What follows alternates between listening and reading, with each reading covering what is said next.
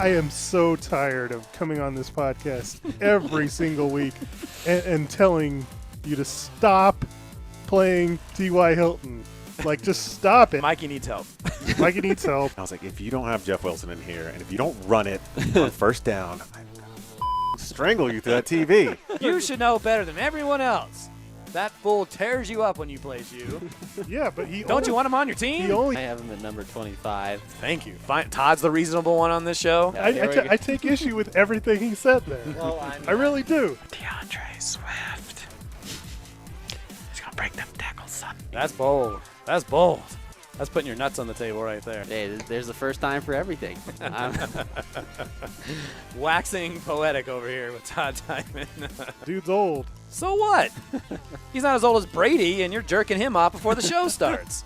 I have Sutton in my top 10. I have him at number 9. Yes. You know what? I'm just canceling the league. I can't do this with you guys.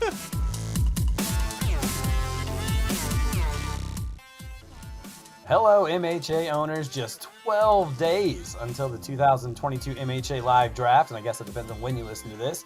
Listen to this tomorrow or the next day. It could be less than 12 days. But from this Tuesday, August 16th, there are 12 days into the draft. The most fun day of the year, unless, of course, you win the championship. That's probably the best day. But there's only one MHA owner who gets to celebrate that accomplishment. But we're excited to get this season going. Eric Lansing along with Mikey Renaud, Todd Diamond. What's up, fellas? Are you ready for the new year yet? Absolutely. I'm ready for some football. Ready for the draft. Ready, just ready for football. Ready for some Mikey, football. you ready for the draft? You're gonna say no. No, I'm not. I'm not ready. Why would I? We've still got like 2 weeks left. There's still too much research and crap to do. So on a scale of 1 to 10, how comfortable do you feel? Probably like a 3.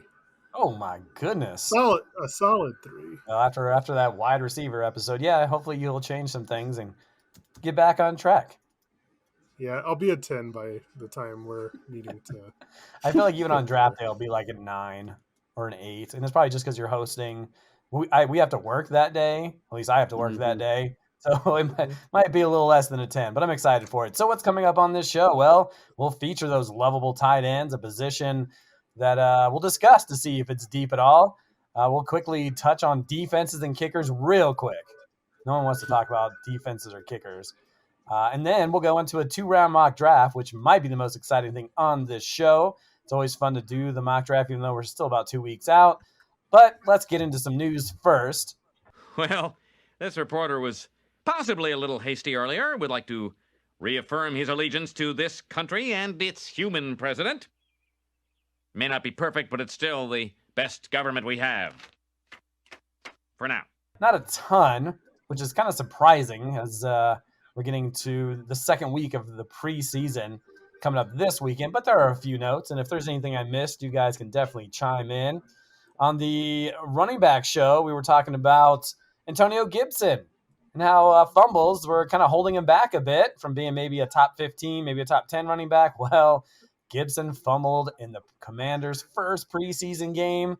He was immediately put on the bench and will later come out in the second half with the backups. And I was hearing today that he was practicing with the punt team.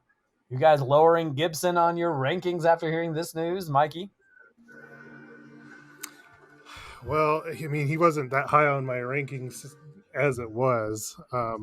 I was already concerned with, McKissick being involved there, Brian Robinson being involved there. So, yes, it's a jumbled mess over there in Washington. Todd, are you more excited about Brian Robinson now, the rookie from Alabama, I believe? Yes, I am. I mean, I wasn't a big Gibson fan to begin with anyway. I like McKissick better a little bit just because he was a little bit more versatile running back compared to Gibson. But yeah, the fumbling does not help his case right now. Now, granted, he could get all the fumbles out of them now, but right now it's not looking good. I was kind of an Antonio Gibson fan, but this is not helping. Definitely lowered him in my rankings. Next bit of news, Zach Wilson suffered a knee injury. Try that again. Zach Wilson suffered a knee injury early in the preseason, underwent successful knee surgery, will be out 2 to 4 weeks, which means Joe Flacco, ladies and gentlemen, running with the first team. I'm definitely loving that Elijah Moore ranking by Mikey now. And if that wasn't enough for you New York Jet fans, starting offensive tackle Mekhi Becton was placed on the injured reserve list Tuesday, which ends his season.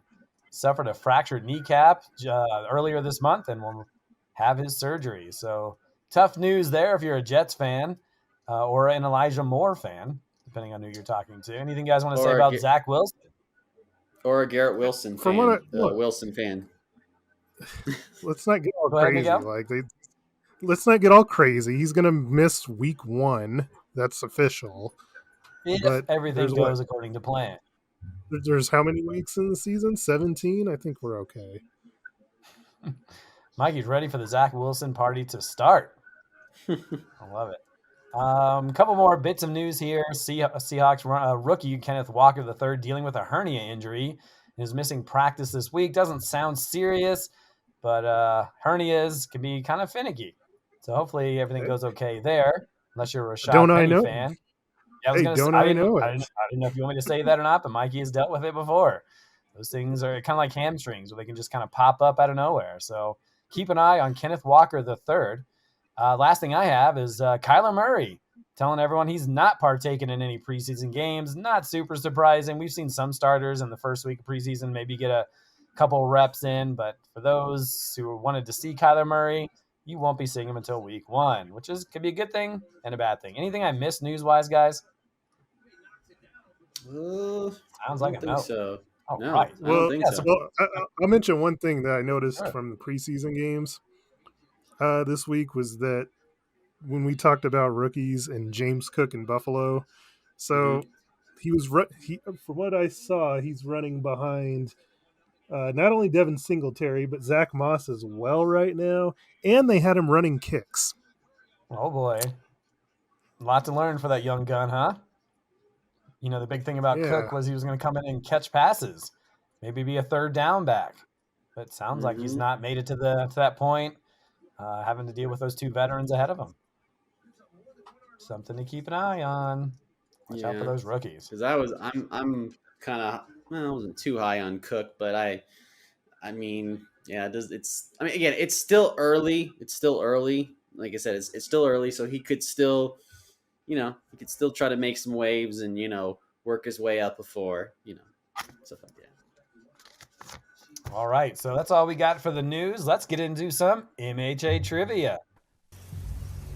When you play MHA trivia, you win or you die. Yeah. Tight ends, folks. Let's get into it. Todd needs to catch up. I don't have the overall ranking, but I know Mikey is the one in the lead. So a chance for Todd to get a win here. 2 weeks left to go for the first games of the season. So I'm going to ask you guys this question. You guys going to just kind of name who you think the top 5 guys are, and whoever gets the most earns the most points. And I have a couple guys after the top 5. So if we have a tie or whatnot, we'll be able to figure that out. So here's your question. Among the tight end position, which players had the most 10-point games? Does it make sense? Pretty easy. You can give me a tight end. You don't have to give me the number. I'll give you the number, but you can just tell me who you think. Which tight ends had the most 10-point games in our scoring league? So you guys ready? I'm going to start with Todd, and we'll just kind of go back and forth. If Todd gets the right answer, he gets a point. If he doesn't, I'll go to Mikey. He gets a point. And, we'll do best of 5. So whoever gets the 3 first wins. Does that sound good? Cool. All right, so we'll start with Todd. Todd, give me a tight end who you think had the most 10-point games in 2021. Mark Andrews. Mark Andrews. Good guess. As he was second with 11 10-point games. Well done. One guy off the board. Good job, Todd. Todd's up 1-0. Mikey, over to you. I'll say Travis Kelce. Okay, just give me a second here. Just writing some things down. And Mikey is correct. In fact, Kelce led all tight ends with 10-point games with 12. Back to Todd. Who you got for me? Zach Ertz. Zach Ertz. Sorry, I'm going to have to give you an not in the top 5. Did not have, and I could definitely look up here in terms of how many he had last year. You know what? I'm sorry, Todd. You were actually correct. I'm going to give you that one. He actually had 6 10-point games. So I have Cool. 3 other. There's 3 other guys that have 6 as well. So I'll give Todd the point. Well done as I update the list here. So it's 2-1 in favor of Todd after picking Zach Ertz. Back to you, Miguel. I'll go George Kittle. Going George Kittle. And that is correct. He had 7 10-point games. So Mikey picks up another point. We are tied 2-2. And so, Todd, if you get this point, you're going to win the game. Cool. Let's see. Catch up. All right. Let's go. Let's go Kyle Pitts. Todd's answer. It's Kyle Pitts. And the answer, or I guess the will it be a ding or will it be an ant? It'll be It's going to be an ant. Sorry, Todd. You only had 3 games with 10 or more points last season. Pretty crazy when you think about it. He did finish 11th overall. Does that surprise you, Miguel, that Kyle Pitts did not No, have more because 10-point games? as part of my spreadsheet, that was one of my points of research, so I know who at least 3 of the other guys are. So Mikey's got his notes down. Gosh, I was trying to find questions that you wouldn't have notes on. Good job for you, Miguel. So this should be an easy answer for you. Who is the answer to take MHA trivia? All right, so I know one of them's Dalton Schultz. Damn it. That's what I was going to say. That was the answer. He had 6 10-point games in our league. Also, TJ Hawkinson with 6, Dawson Knox with 6, of course, Zach Ertz, and then Pat Fryermuth had 5, and that was just in case we needed more. But there you go. The top tight ends that had the most 10-point games: Kelsey with 12, Andrews with 11, Kittle with 7, Dalton Schultz with 6, Hawkinson with 6, Knox with 6, Zach Ertz with 6. So good job, Miguel. You win. Boo. Nice. All right. Well, that's a good transition into our tight end talk here. And since Mikey won, we'll let him answer the first question. Actually, before we get to those questions, I'm going to give you the top 10 in terms of tight ends from last season. Mark Andrews led the way with 226 points. Second place, Travis Kelsey with 198. Finishing third was Dalton Schultz, 160 points. George Kittle in the 4th spot with 144. Zach Ertz, I wrote on your guys' kind of your outline that he finished 3rd. He actually finished 5th, so my mistake there. So Ertz 5th with 136 points. Dawson Knox with 127.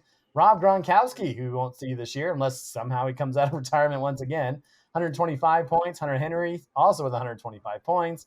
And Mike Gesicki with 120. Fryermuth right behind him, actually tied with Gesicki with 120 points. So those are how things panned out last season in the tight end position.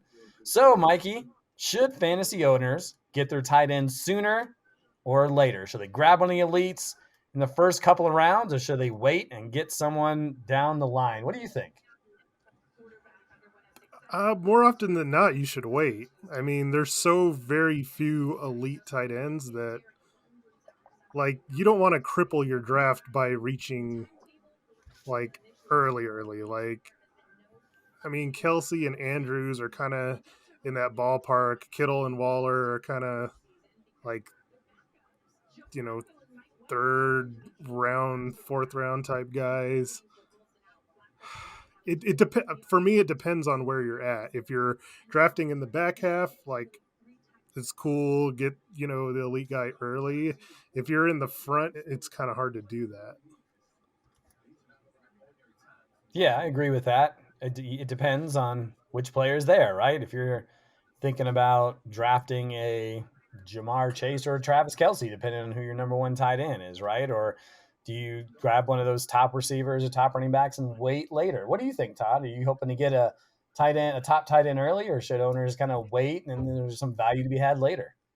I think you can find value later. Now, obviously, there is a risk to that because of the fact you're not getting one of the top guys, but I would rather just find value and find one at least that it's steady. As long as it can get you at least 10 points at least. I mean, it doesn't have to get you 20, like the top guys do, but I don't know if I'm wasting a high pick on a tight end when I need to get a top running back or a top wide receiver earlier before, because you can still win. You can still win a fantasy championship with a mediocre tight end. I don't know if you can win a championship, with a top tight end but mediocre running backs and mediocre wide receivers.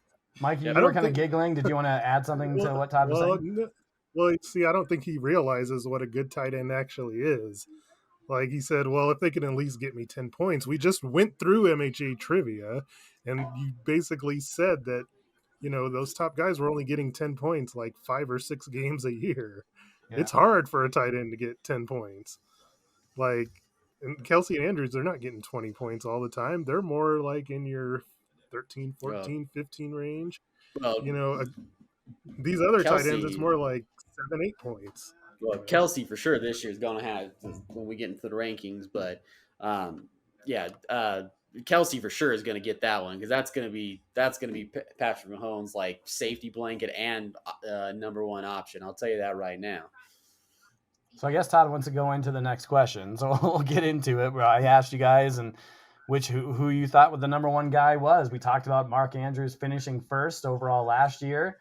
Looking at the rankings that we all sent to one another, I'm the only one that has Mark Andrews number one. The other two has Travis Kelce first. Todd, you already kind of started on your rant about Kelce being number one, so I'll just let you continue.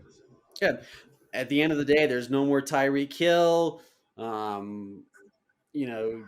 Juju's there, but again, you have to figure if you can stay healthy. So at the end of the day, it's kind of going to be the Aaron Rodgers and Devontae Adams type situation where Patrick Mahomes is going to force feed Travis Kelce the football, and if that means Travis Kelce has to line out on the outside like a wide receiver or inside, outside, upside down, sideways, whatever, Patrick Mahomes is going to force feed Travis Kelce the football, and Travis Kelce is going to put up some big numbers for the season and put up big stats each week because that is going to be their number one option. For a guy that's going to wait on tight ends, he was so adamant. I've never heard him, say so many good things and just be so forceful about it than he did about Travis Kelce right there. Mikey, anything you want to say? I mean, we saw what Andrews did a year ago. He is about 7 years younger than Travis Kelce, who's now 33 years old. But you feel like, do you agree with what Todd said, or is there anything you want to add about him? I just think Kelsey's the most consistent option. I think there was some flukiness to the Mark Andrews thing last year. Granted, I've got him second in my rankings, but I'll explain. Yeah. We're nitpicking at this point. So here's the deal. Looking at what Mark Andrews did, you can almost break his season into 2 parts. There was with Lamar Jackson and without Lamar Jackson. There was 5 games at the end of the season, and this is why Mark Andrews overtook Travis Kelce. If Lamar Jackson never got injured, that wouldn't have happened. In the 5 games that Lamar Jackson missed at the end of the year, these were the numbers for Mark Andrews. He averaged 11 targets, almost 9 catches for 110 yards and a touchdown in those 5 games. Close to 19 points per game in those 5 games without him. In the games with Lamar Jackson, he averaged 5 catches, 67 yards, and he was like right around 11 points a game. So it's a huge difference. Like Baltimore was throwing the ball over 40 times a game when Lamar wasn't in there. Yeah. Yep. I mean, that's definitely something to keep an eye on since Lamar Jackson's supposedly back. And how much does the team losing Marquise Brown, who ate up a bunch of targets last year? I mean, if you talk about Kansas City, they're losing Tyreek Hill, Mark Andrews losing Marquise Brown. I mean, then I feel like the targets could be even more for Mr. Andrews this year, being younger. Uh, you know, his ascension in the last couple of years. I mean, he had 4 20-point games, and you're right, most of those came at the end three, without Lamar three, Jackson. three of them without. But it's not like Lamar Jackson was crappy last year either with Lamar Jackson. But He wasn't crappy, but he wasn't. he had 34 point. Yeah, the 34-point game was early in the season. Right, and if you remember that in that game, that was a gosh, that game's kind of fluky as well. Like they were down, like whatever it was, 25-3 in that game, where they basically had to like throw on every down from like the second quarter forward. That's not usually what Baltimore does. Like, I don't know.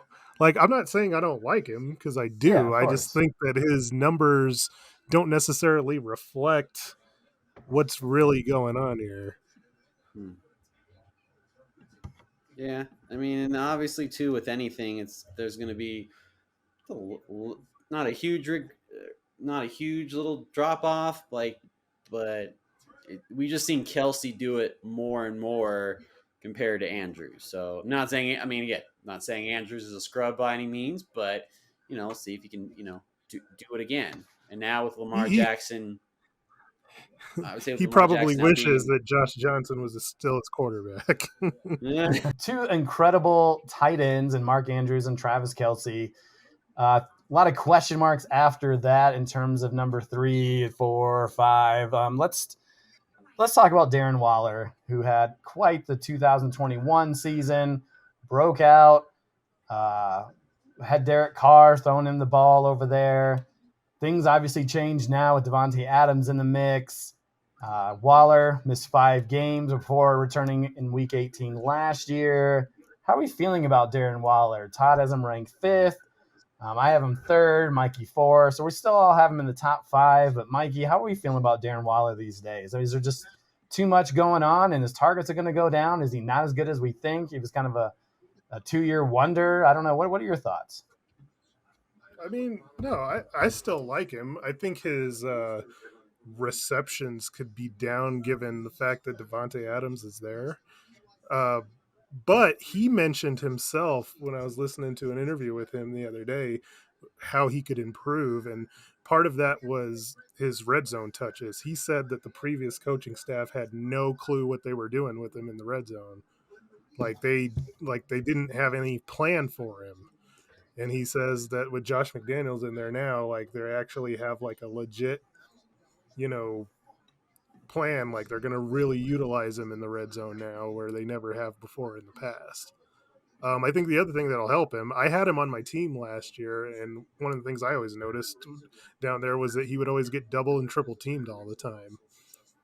I think that'll kind of go away now with the addition of Adams and Renfro being a lot better now.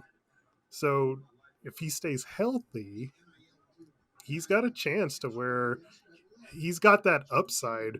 You never know, he could have like a breakout season that could push him to like number 1. He's that good. But the injury last year was a question, so we'll see. Waller finished 4th in 2019, and then he finished 2nd with 212 points in 2020. Are you feeling him, Todd? Darren Waller, he is 30 years old. I was surprised to see that, and I know he had his issues early in his career with off-the-field stuff, so I was a little surprised to see that he was 30 years old, but I still feel like he's an incredible athlete, good, can catch the ball with his hands, and now with the addition of Davante Adams, I feel like this offense is going to throw even more. Well, what do you think about Darren Waller? Yeah, I mean, obviously Waller, last few years was great. Obviously kind of came out of nowhere and was a big target for Derek Carr. Now you, like I said, you throw in you bring in Davante Adams now, that obviously, that makes the defense have to focus, not just on, on Adams as well as Waller. So I think that opens up, the passing lanes for Waller a little bit more. And like Mike said, especially in the red zone too as well. So I think Waller, could definitely, you know, could have one of those breakout, could have a breakout season this year just because of the addition of Adams. So yeah, while I mean obviously the AFC West in general anyway is going to be a gauntlet as is anyway because of the defenses and everything like that. But I think Waller could definitely have one of those, one of those seasons could have like what Mark Andrews had last year and and what Kelsey's had the last few years. So yeah, Waller for sure. I mean, Adams thing helped a lot. I think I think it elevated him a little bit more. So I think I like the situation now that Waller's in. Moving along here, let's talk about our good old buddy George Kittle, who dealt with some injuries the last couple of years. Missed 3 games 1 season ago. Missed 8 games. Forgot they added a game last year. And so, with George Kittle, I mean, I think the upside is incredible. 6'4", 250, still just 28 years old. A lot ahead of him. However, the big difference is Trey Lance is now in the mix as the quarterback. Last season for Kittle, finished 4th in our league. He had 7 of those 10-point games a season ago. So, Mikey, George Kittle, how are you? What are your thoughts on him with Trey Lance? Does that make you take a step back, or is Kittle just so good it doesn't matter who the quarterback is?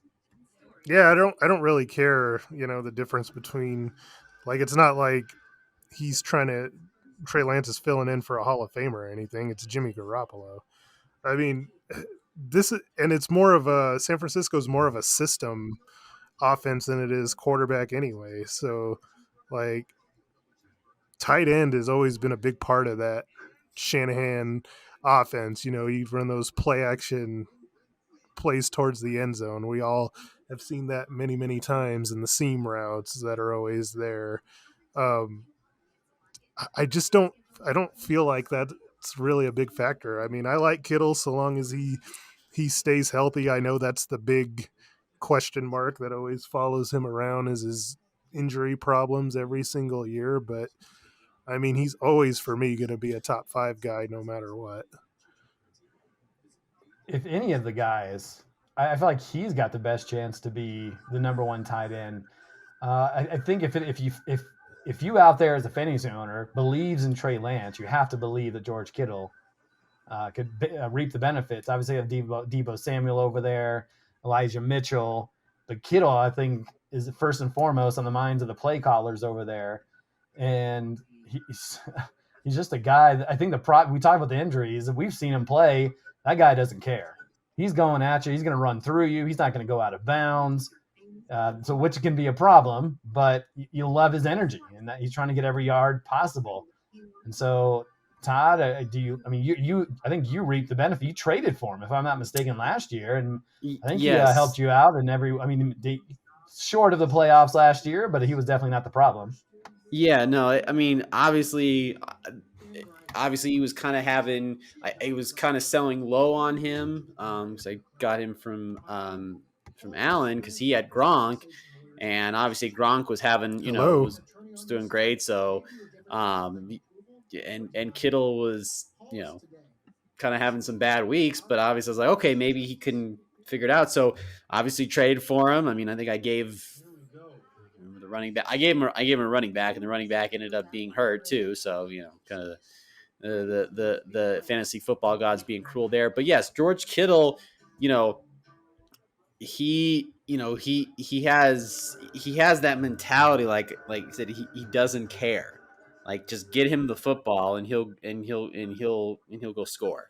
And I think that's ultimately what you want, whether regardless of the position. But if somebody says, "No, I don't care. I'm just gonna bulldoze over people and and score." So I think that's something, regardless. Yes, the Trey Lance in the first year, let's see, let's see, because I mean, technically, he's going to be, this is going to be his rookie year. So, but Trey Lance has a big target to throw to in Kittle. So I think Kittle is open to that, to that competition and that mindset. So I think I mean, I have him fourth. I think he's still, and we was not always talked about just a few minutes ago, was consistency. And George Kittle, for the most part, is consistent. So let's talk about a guy that finished just behind George Kittle in our scoring from one season ago, and that's Zach Ertz, who finished fifth, 136 points, kind of a surprising season. He got traded from the Eagles, where he had some incredible years, and of course, Dallas Goedert had a lot to say about how many targets that Ertz would get in a year, because Goddard was kind of favored by the coaching staff over there. Ertz, who's 31 years old, as we mentioned, finished fifth, but none of us have him near fifth. So, we'll start with Todd this way. Your thoughts on Zach Ertz, and with Arizona for a full season this time, comes into camp with them, and for you, Todd, you have Zach Ertz ranked 8th. Yeah, it's more about let's see if we can do it again. It's one thing when you're coming into another team in the middle of the season and going to a contender, and so forth. Let's see if you can do it again, because let's face it, when you're able to start a full season, teams are able to have more film on you and figure stuff out. So let's see if you can do it again. Kyler Murray, obviously, upgrade from the quarterback position from what he had in Philadelphia. I mean, not Jalen Hurts is not scrub by any means, but Kyler Murray maybe just talent wise maybe just a little bit better. So let's see if Zach Ertz can do it again. Let's see if he can do it again. It's that full season, and then he'll prove me wrong with my ranking him number 8.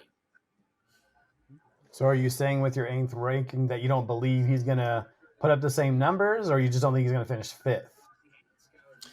I don't think he's I don't think he's going to finish that high, because again, it's always the mentality mindset when you're coming into a team in the middle of the season. It's completely different than starting the beginning of the season. Just putting up those numbers, because you're like, okay, you're saying it's worse. It's worse to start with the team in preseason as opposed to being traded midway through the year. And putting up the numbers he did last year, yes, to some degree, it is, because now the pressure the pressure is different compared to when you're just coming in mid-season.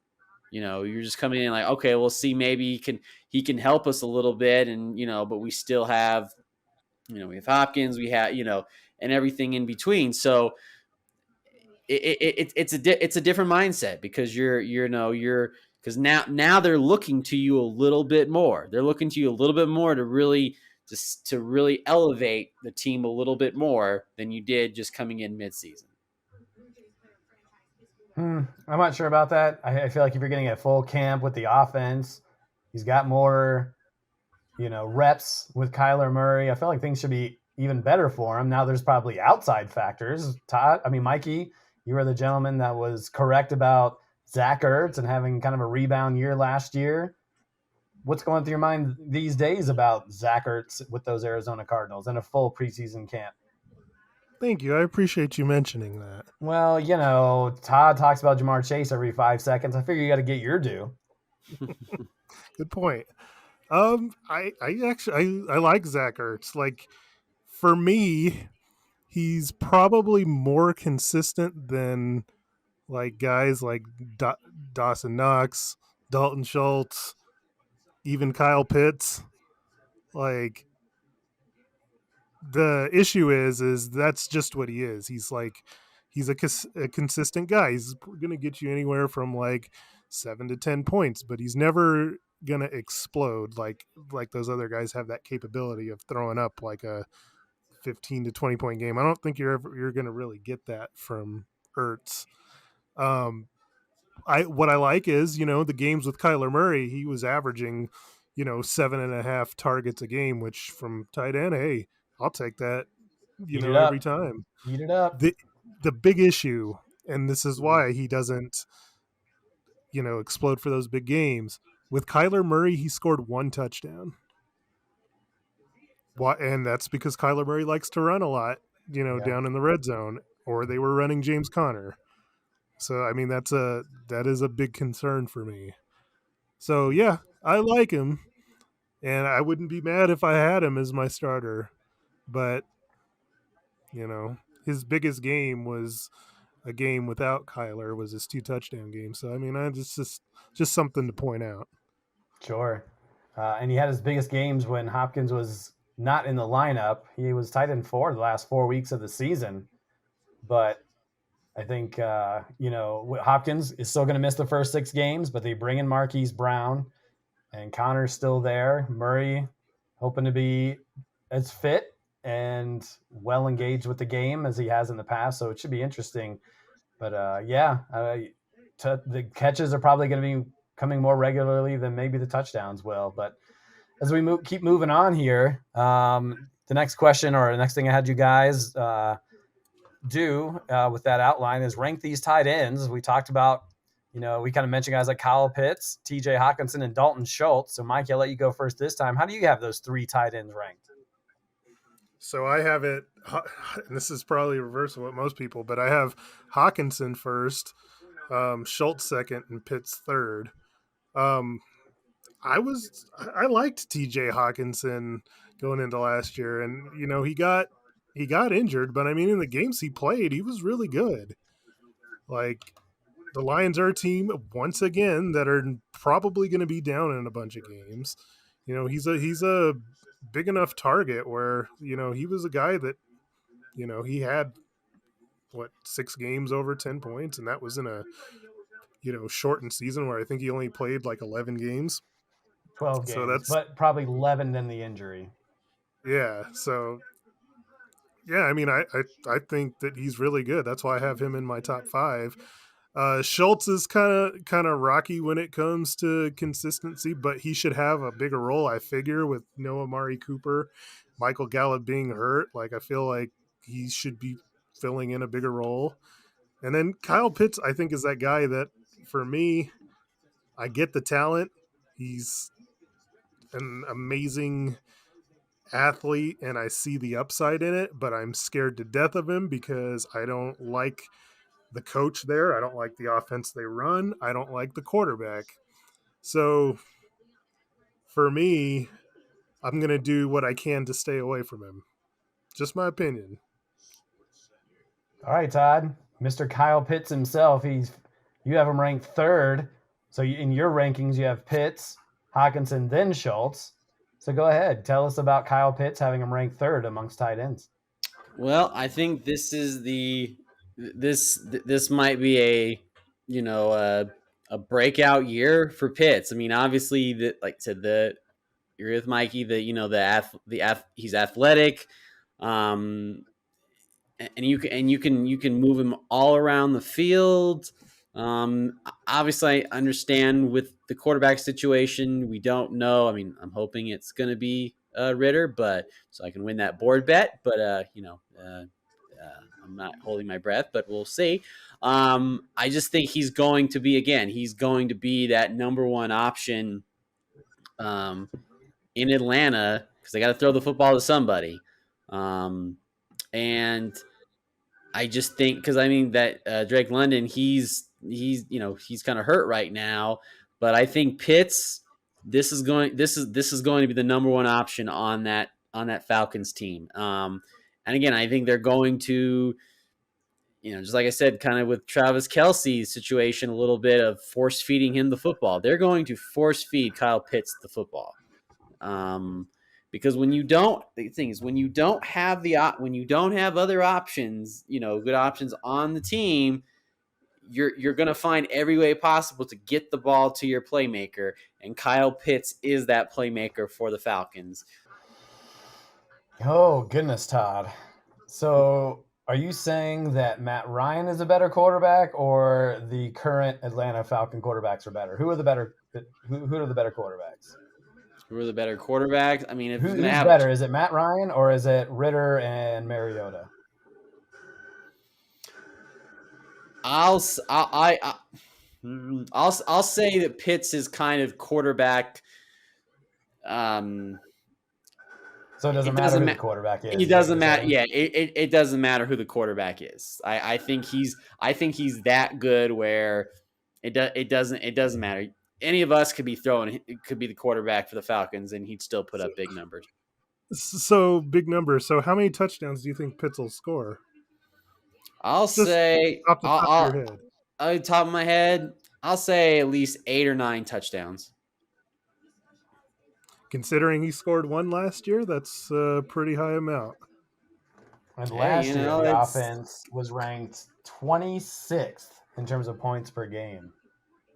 And they're supposed to be better with that current offense? I don't know. That might be asking a lot. I'm not saying Kyle Pitts is an amazing talent. I just don't know if there's the offensive line is terrible. They don't really have a running game. Like, what do you hang your head on? And then to draft them over guys that have better situations. But, you love your guys, and I'm not going to crap on your guys. But it just seems, I don't know, far-fetched is the right word, but it just seems tough when you have guys that are in better offenses. All right, so continuing on, because we're getting up there in time, we want to make sure we give ourselves some opportunity to finish that 2-round mock draft. So I'll ask you guys to give me one sleeper tight end and one bust tight end. So Mikey, give me a sleeper tight end. So my sleeper is going to be Logan Thomas. Oh, I think good job. That's exactly what mine would have been.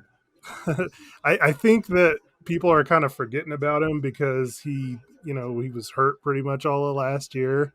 He was a really good tight end, the previous year, and then got hurt, and now it's just like he's fallen off the face of the earth. If he's good to go, he's a decent guy. Games he played averaged, right around close to 9 points a game, which I think is not bad for a tight end. So I think he's my sleeper. I think I had him ranked 10th in my rankings. Yeah, no, and when I was going through that, I was thinking, I thought the same thing you did. I kind of forgot about Logan Thomas. And so I started looking up his stats, and I was like, oh, you know what? He wasn't that bad when he was out there playing, and I just didn't have the balls to move him past. I have him 17th. You mentioned 10th. That's what you had him, and so I just didn't have the balls to do it. So good job for you. Todd, give me a sleeper tight end other than Kyle Pitts.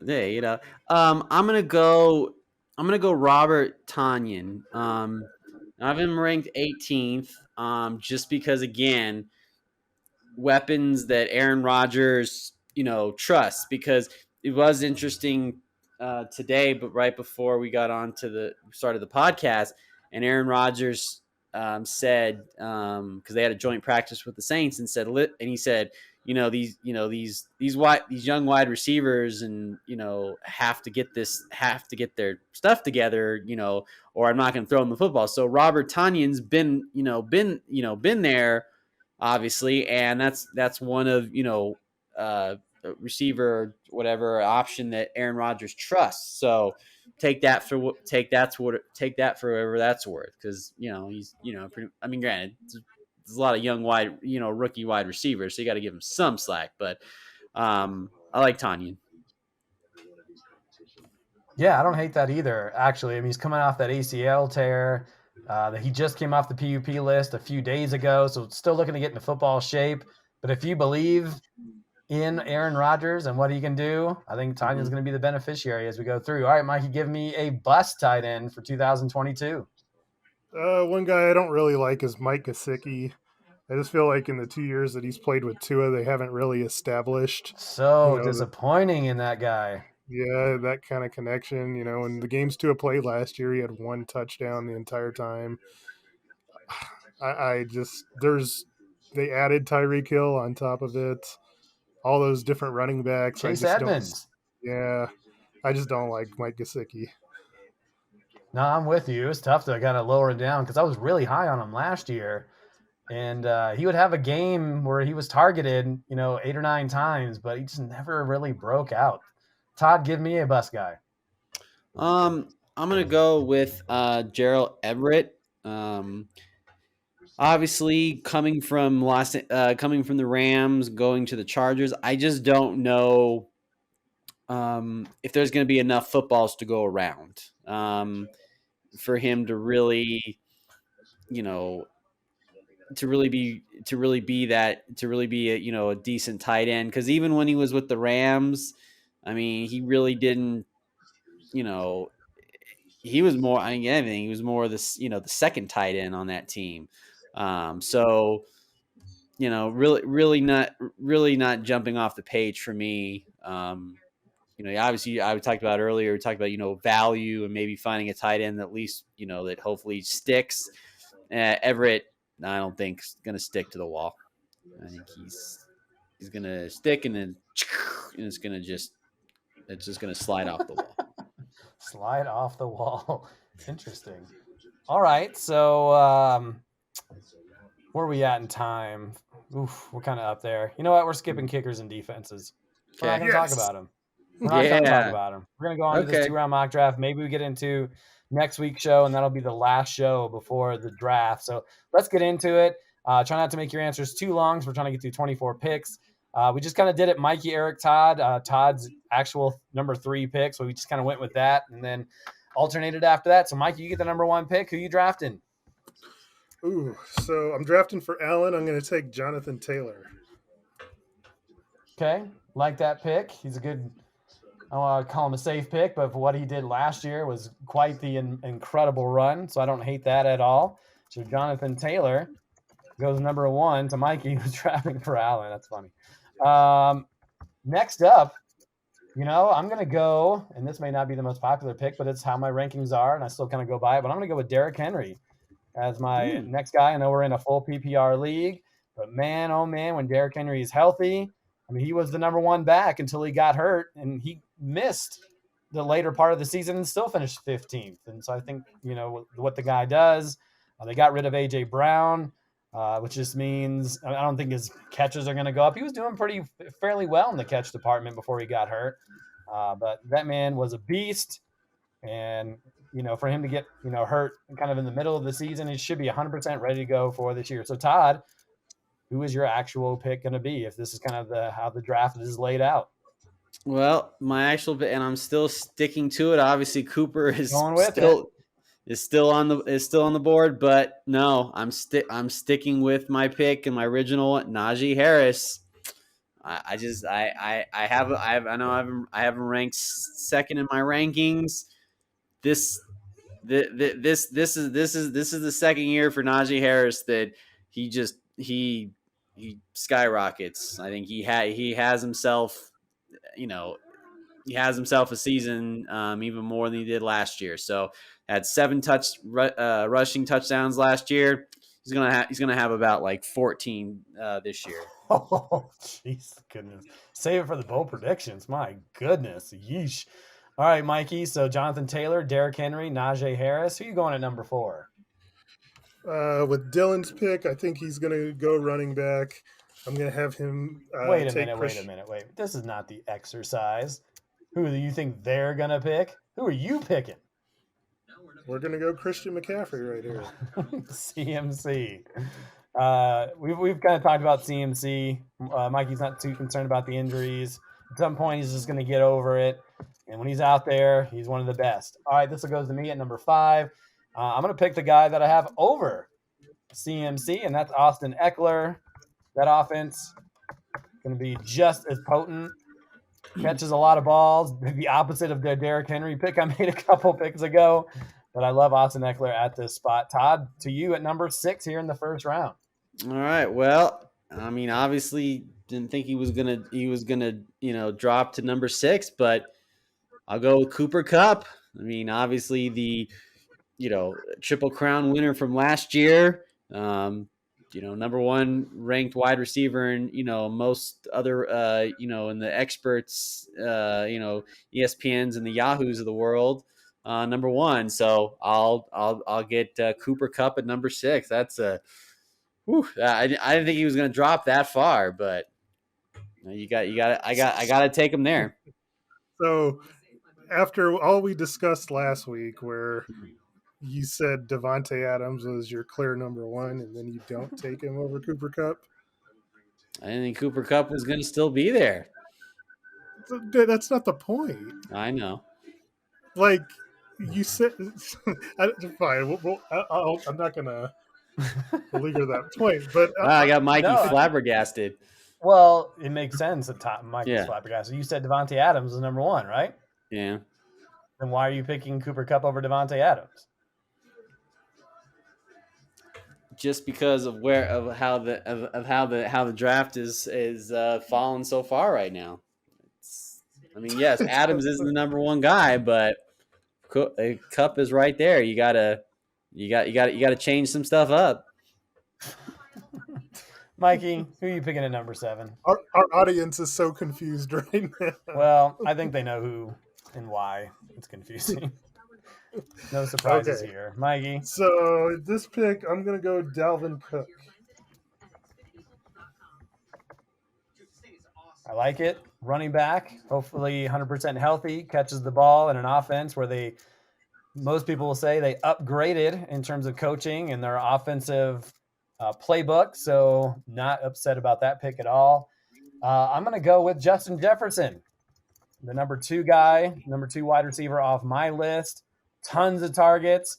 Another Minnesota Viking, one right after the other. So, Justin Jefferson, just a man beast, what he's done in the first 2 years. Todd, to you, number 9, which would be my pick in the real world. All right. Well, then we'll go with the number 1 ranked wide receiver in my rankings, Devontae Adams. Probably the most consistent wide receiver. Like I said, last few years. I know, granted, he's going from Aaron Rodgers to Derek Carr, but I think Devontae Adams has shown that he is quarterback. I can't think of the word, but he's it doesn't matter who's throwing him the football. Now, granted, Derek Carr and him were college teammates, so that helps out a little bit, but that was really, really moons ago. So, but I think regardless, I think Adams that won't matter. It won't matter to him. He'll still be the Devontae Adams from Green Bay. Mikey. So let's go to the draft real quick. Mikey, to start things off, Jonathan Taylor, then Derrick Henry, Najee Harris, Christian McCaffrey, Austin Eckler, Cooper Kupp, Dalvin Cook, Justin Jefferson, Devontae Adams, and now Mikey at number 10. I'll go Jamar Chase. No concerns about, and we kind of talked about this, so don't go too deep into it, but T. Higgins still getting a lot of love these days amongst the experts and the pundits, so this doesn't worry you at all to get him at number 10? No, I mean, with Chase, it's more like Higgins is going to get you more, volume, but like Chase is like the game breaker. It's like get ready to explode at any moment. You saw he could put up a 40-point game. I was going to say 30-point, 40-point guy, not bad to have. Yeah. All right, so to me at number 11, and I'm going to go with another Bengal, Joe Mixon. Talk about, and we've talked about my love for him so far this season, about how I think the offense is going to revert a little bit into more running than passing. And so for a guy that just put up incredible numbers, Joe Mixon, first-round running back without a doubt. All right, Todd, you have the next 2 picks at 12 and 13, but make it a little quicker and why you picked those guys. Okay, so we will go start off with my boy Aaron Jones. Obviously, no more Devontae Adams, so Aaron Jones will be that focal point and be that number 1 option, whether it's handing off the ball or Aaron Rodgers, throwing it down the field to him if they can. And then at number 13, we will go with a Bronco. I'm going to go running back to back in Javonte Williams. Obviously probably going to be the primary back. Granted, yes, the Broncos signed Melvin Gordon, but Javonte Williams will be that primary back for most of the downs. So that's why I picked those 2 running backs there. Javonte Williams, folks. All right. So back to me, number 14 with the 11th pick. I picked Joe Mixon. So do I go running back or do I go wide receiver? I think I'm going to go with my number 4 ranked wide receiver and Stephon Diggs. That offense is just stellar. Top guy over there. Maybe didn't have the great season he had 2 years ago, but still, I think he has the ability with that quarterback. This team has so much just offensive firepower, which, could hurt his case because there's so many people to throw it to. Stephon Diggs is the man, and they paid him as such. All right, Mikey, you picked Jamar Chase with the 10th pick. Who is it going to be at the 15th on this same team? I'm going to go Patrick Mahomes. Ooh, quarterback sighting. All right. Why Patrick Mahomes at this point? Because, first quarterback off the board. I think it gives you a tremendous edge. Brady was first in my rankings, but I will have to admit that all this time off and vacation is concerning me a little bit. Do we know what's going on with him? What's personal? Have we heard anything? No, nobody's saying anything. Very tight-lipped. All right. I like that. At least you explained why you put your number 2 guy over your number 1 guy. So Todd, you had Devontae Adams with the pick in the first round. So who you going to pair Adams with here in the second? I'm going to go with CeeDee Lamb from the Dallas Cowboys. Obviously, no more Amari Cooper. CeeDee Lamb's going to be the number 1 option for Dak. And obviously, this could be maybe a breakout year for CeeDee Lamb, especially in that Cowboys offense. So I'll go CeeDee Lamb to pair up with Devontae Adams. All right, so back to me at pick 17 here in the second round. With the 8th pick Justin Jefferson. And now I'm going to pair up a running back with him and Alvin Kamara, who the latest news, if you believe any of all that, is that they're thinking that he may not see any repercussions for his off-the-field stuff until 2023. And if that's the case, dude's going to be a top 5 running back. And so to get him in the second round is pretty incredible value if everything holds up in his favor. All right, Mike at number 18, Dalvin Cook in round 1. Who you going with in round 2? I'm going to go Travis Kelce. The tight end. All right. Yeah, we kind of talked about Kelce, so we'll move on. In the first round, Todd with the 6th pick drafted Cooper Kupp. Who are you adding him with here in round 2? I'm going to take a little bit, take a little bit of a risk, and hopefully, but I'm going to go Saquon Barkley. Oh my goodness gracious! Oh my gosh! Yeah, this is. Again, as much as I, badmouth Saquon Barkley because he screwed me last year, let's see if the fantasy football gods will reverse it and see if he can be Saquon. What does that mean? I don't. That they reverse it. Reverse it in the sense of. Reversed it in the sense of he'll reverse it back to when he was in his rookie year, what he did and didn't get injured. Okay, he had Saquon Barkley as 17th in his rankings. I don't think we've even. Never mind. Todd not following his rankings again here in the first 2 rounds.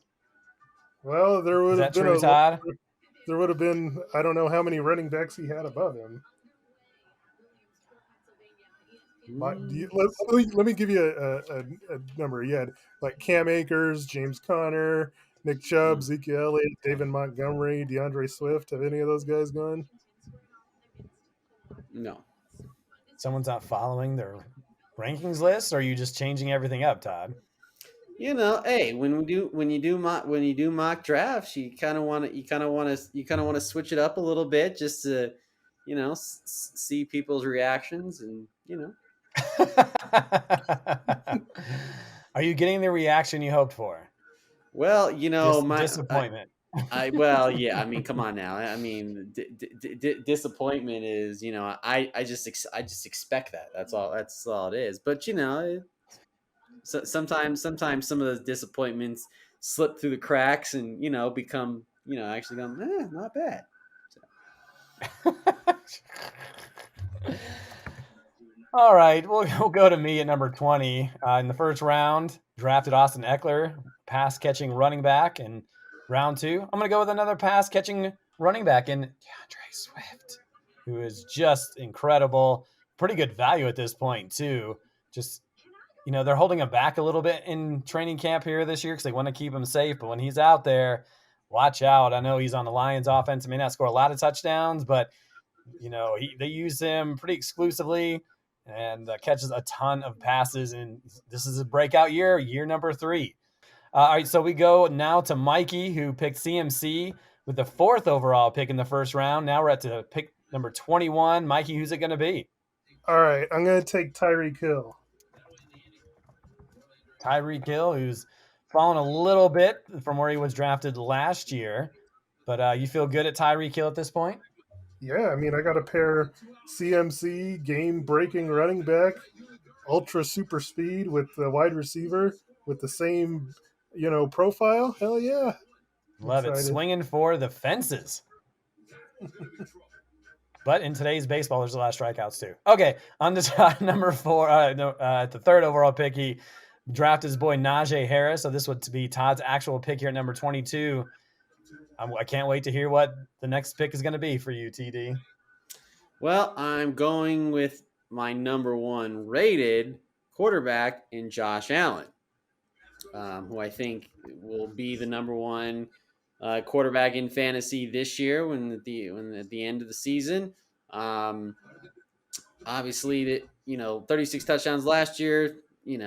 I think he'll at least have 45 touchdowns this year going in. So that's might as well get the best quarterback this year in fantasy. All right. I went with Derrick Henry with the number 2 overall pick in the first round. I'm trying to decide between 2 wide receivers. I know it's silly. I have Deebo Samuel ranked 6th, who still hasn't been drafted, and then Keenan Allen at number 7. And it just makes me wonder if I should go with Keenan Allen, because he's more of the PPR guy, considering Derrick Henry is not. But I think I'm going to stick with my Deebo Samuel pick based on him getting paid. Part of his contract says he'll get compensation if they run the ball with him more. A lot of upside there. We'll see if he gets to 100 catches this season with Trey Lance. That's obviously kind of like, do I go with Keenan Allen, who's got more of the quarterback that he's played with and comfortable with? But Deebo Samuel, Mikey kind of inspired me with swinging for the fences. So we'll go with Deebo Samuel to put up big numbers again this year. All right, Mikey, you're finishing things off here in round 2, 24th pick, Jonathan Taylor, number 1. Who you going to pair him up with here in this second round? I just wanted to say I'm glad I could be an inspiration to you. And I look to be an inspiration to everyone. Well, you were so right about that Zach Ertz thing. I just want to mention that again, that, sometimes I should listen to things you say. I appreciate that. I'm going to go with Nick Chubb here. Ooh. A lot of people are down on Nick Chubb just based on the quarterback that more than likely he's going to play with, the offense. But he's a guy that's averaged over 5 yards per carry over his career, so you must feel pretty good about him. Yeah, I mean, I don't honestly understand what the difference between Baker Mayfield and Jacoby Brissett or peanut butter and jelly sandwich is. It's pretty much all the same to me. Well, there you go. We'll go through this real quick. Jonathan Taylor, number 1. Derrick Henry, number 2. Najee Harris at the 3rd spot. CMC at the 4th. Austin Eckler, Cooper Kupp, Dalvin Cook, Justin Jefferson, Devontae Adams at number 9. Jamar Chase at 10. Joe Mixon at 11. Aaron Jones and Javonte Williams at the turn. Stephon Diggs, Patrick Mahomes, CeeDee Lamb, Alvin Kamara, Travis Kelce at number 18. Saquon Barkley, number 19. DeAndre Swift, number 20. Tyreek Hill, 21. A second quarterback, Josh Allen at number 22. Deebo Samuel at 23. And Nick Chubb rounding things out for the mock draft. Still 2 weeks left to go. A lot of things can change, especially Todd's rankings. You just never know what you're going to get out of him. That's going to do it for the Tight End Show. Gentlemen, 2 weeks away, and we'll be drafting. That's exciting stuff to me. I'm pretty excited about this year's draft. You guys excited? Absolutely. I wish we could draft tomorrow. Well, no, we can't draft tomorrow because Mikey's just a 3 out of a 10. Okay. Can't draft tomorrow. Okay. Okay. Well, but maybe my, I know 10 out of, or I'm like a 14 or 15, but that could help move up the rank. I don't know if tonight's any indication, Todd. You got some work to do. Follow your rankings. They're there for a reason. All right, on next week's show, it's the final show before the draft, so our pre-draft show. Talk about some last-minute news. I think we're going to get more into sleepers, busts, bold predictions, and just anything we want to talk about before we get into the 21st season of the Mile High Affiliates Fantasy Football League. For Mikey Renault, Todd Diamond, I'm Eric Lansing. We'll see you next time on the MHA podcast.